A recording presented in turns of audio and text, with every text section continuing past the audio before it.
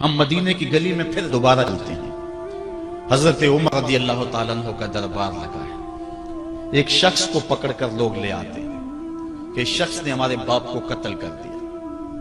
حضرت عمر رضی اللہ تعالیٰ عنہ نے پوچھا کیا ماجرا ہے بھائی؟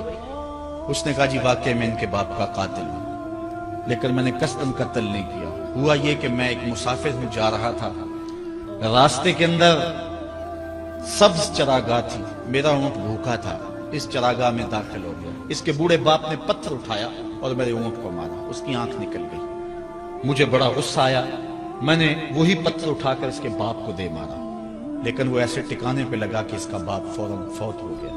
میرا قصد اور ارادہ نہیں تھا، لیکن بہرحال میں اس بات کا اقراری ہوں کہ میں نے اس کے باپ کو قتل کر دیا ہے۔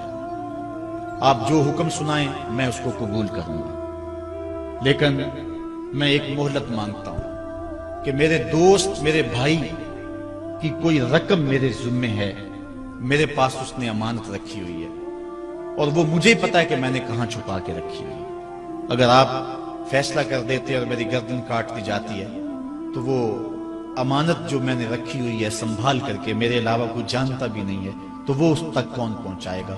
اگر آپ مجھے 3 دن کی مہلت دے دیں تو میں جا کر کے اس کی امانت اس کو واپس کر کے پھر واپس آؤں گا، پھر یہ پھندا پھانسی کا میں اپنے گلے میں ڈلوانے کے لیے تیار ہوں۔ حضرت عمر رضی اللہ تعالیٰ عنہ نے فرمایا کہ کوئی شخص تیری ضمانت دے دے تو ہم تجھے چھٹی دینے کے لیے تیار ہیں۔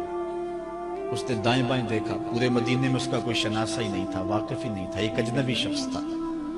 حضرت ابو ذر غفاری کھڑے ہو گئے، کہا حضرت عمر میں اس کی ضمانت دیتا ہوں۔ ضمانت دے دی گئی، وہ چلا گیا۔ تیسرے دن وعدے کا جو وقت تھا، لوگ جمع ہو گئے، دربار لگ گئے، ابھی تک آنے والا نہیں آیا۔ لوگوں نے کہا ابو ذر تو نے غلطی کی ہے، ایک اجنبی کی ضمانت دی اور ابھی تک وہ نہیں آیا۔ اور میاں صاحب فرماتے ہیں ایک بار جو پھائیں اڑ جاندے ہو پھر کدی نہ پھنستے نے۔ ظاہر ہے وہ چلا گیا، واپس تو نہیں پلٹ کے آئے گا، اسے پتا ہے کہ آگے سیدھی سیدھی میری موت ہے، تو تم نے یہ کیا غلطی کی؟ خیر آپ نے فرمایا کہ اگر وہ نہ آیا تو یہ پھانسی کا پھندا میرے گلے میں ڈال لینا، لیکن بہرحال میں نے اس کی ضمانت دی۔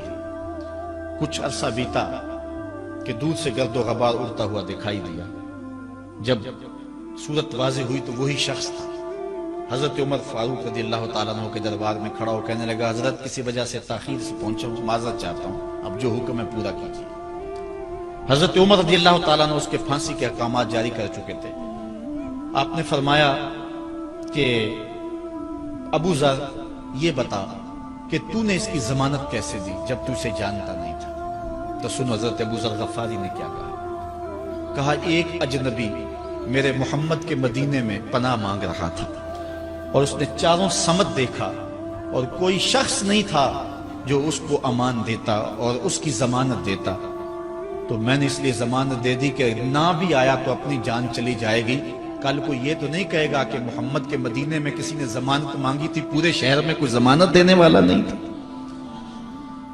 اس کو کہا کہ انہوں نے تو ضمانت دے دی، میاں اب تو بتا کہ تو چلا گیا تھا، تجھے جانتا کوئی نہیں تھا، نہ پلٹ کے آتا تو تجھے کوئی پوچھنے والا نہیں تھا، تو تو نے یہ دوبارہ موت کے منہ میں کیوں اپنا سر رکھا ہے؟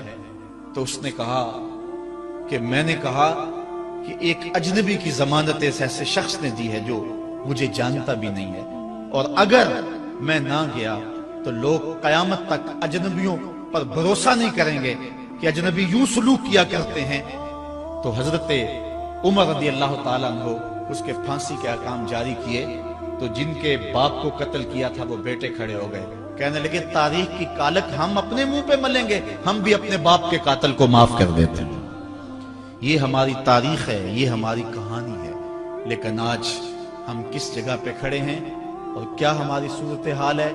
نہ ہمارا کردار رہا اور نہ ہمارا کوئی تشخص رہا۔ آج ہم نے اپنا تشخص بھی مٹا کے رکھ دیا، اپنے طرز زندگی بھی بدل دی، نہ ہماری باطن کی وہ روشنی رہی، نہ ظاہری وہ صورت رہی کہ ہم پہچانے جائیں کہ حضور کے غلام ہیں، بلکہ آج بھانت بھانت کی بولیاں بول رہے ہیں۔ اقبال نے کیا کہا تھا؟ اپنی ملت پر قیاس اقوام مغرب سے نہ کر، خاص ہے ترکیب میں تجھے قوم رسول ہاشمی۔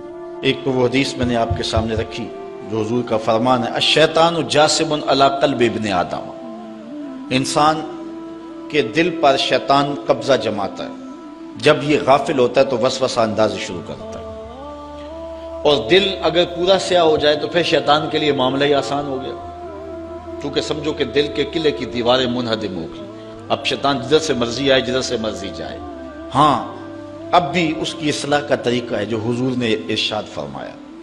آقا کریم علیہ السلام نے ہمیں کسی معاملے میں بھی حضور نے تنہا نہیں چھوڑا۔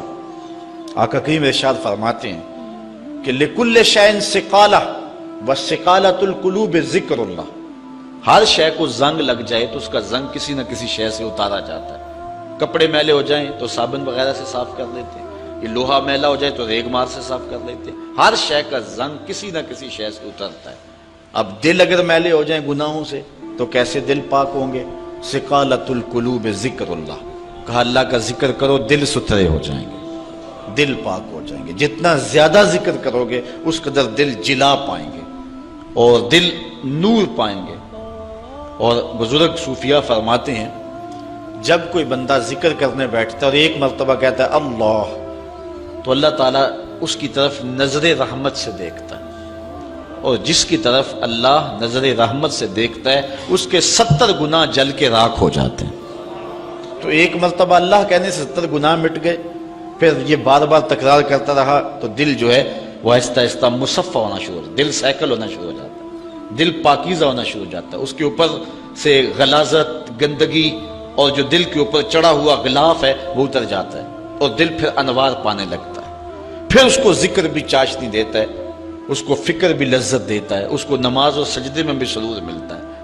جب دل پر نور نہ ہو تو پھر شکایت یہ ہوتی ہے نماز پڑھتے ہیں سرور نہیں ملتا، نیک عمل کرتے ہیں لطف نہیں آتا۔ اصل وہ دلوں کے اوپر حجابات آ چکے ہیں، دلوں کے اوپر پردے آ چکے ہیں، اگر وہ اتر جائیں اور وہ کثرت ذکر کے ساتھ جو ہے وہ پردے اتریں گے۔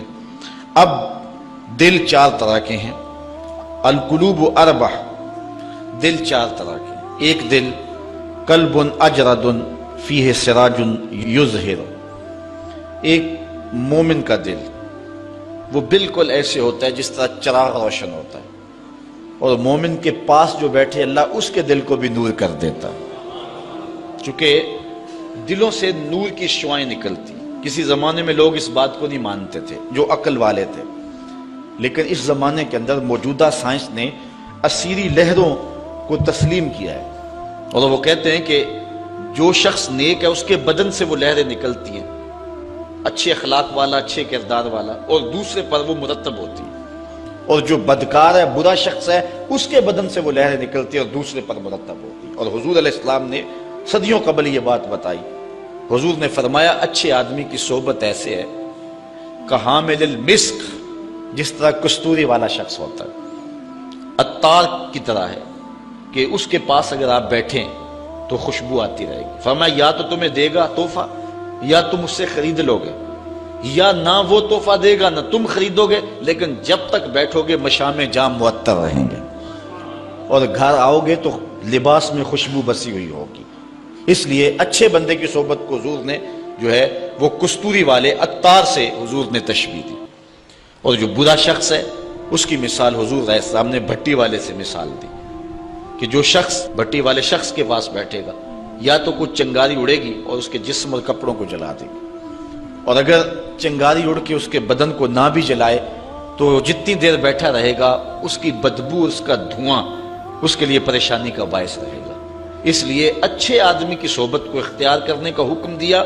ہمارے مشائخ نقشبندیہ کا طریقہ یہ ہے، وہ کہتے ہیں کہ اچھے آدمی کی صحبت میں جا کے بیٹھ جاؤ، نہ تم کوئی بات کرو نہ وہ کوئی بات کرے، اس کے باوجود بھی من میں روشنیاں ہوں گی، من میں اجالے اتریں گے۔ اللہ اکبر۔ وہ میاں صاحب نے کہا تھا نا، چنگے بندے دی صحبت یارو جویں دکان اتاراں، سودا پاویں مول نہ لئیے ہلے آن ہزاراں۔ تے برے بندے دی صحبت یارو جویں دکان لوہاراں، تے کپڑے پاویں کنج کنج بئیے چنکاں پین ہزاراں۔ تو اب جل جانے کا اندیشہ بہر صورت موجود ہے۔ تو اس لیے آج دنیا جو ہے وہ اسیری لہروں کو مانتی ہے۔ میں اس کی سادہ مثال آپ کو دینا چاہتا ہوں کہ کسی کے بدن سے اسیری لہریں نکلنا تو دور کی بات ہے، کسی شخص کے تذکرے سے اس کے اثرات مرتب ہوتے ہیں۔ مثال کے طور پہ اگر آپ کے کسی دیرینہ اور پیارے دوست کا تذکرہ چھیڑ دیں، گفتگو کر دیں، تو اس سے طبیعت میں خوشی پیدا ہوگی کہ نہیں ہوگی؟ آپ حشاش بشاش ہو جائیں گے۔ لیکن کسی غلط آدمی کا جس سے آپ کو نفرت ہو اس کی بات چھیڑ دیں، طبیعت میں گھٹن پیدا ہوگی کہ نہیں ہوگی؟ اگر گندگی کے ڈھیر کی بات کوئی چھیڑ دے، طبیعت میں گھٹن پیدا ہوگی کہ نہیں ہوگی؟ اور اگر پھولوں کی بات چھیڑ دے، موتیے کی، نسرین کی، نسترن کی، چمبیلی کی، گلاب کی، موتیے کی، ان پھولوں کا تذکرہ کو چھیڑ دے، طبیعت میں خوشی پیدا ہوگی کہ نہیں ہوگی؟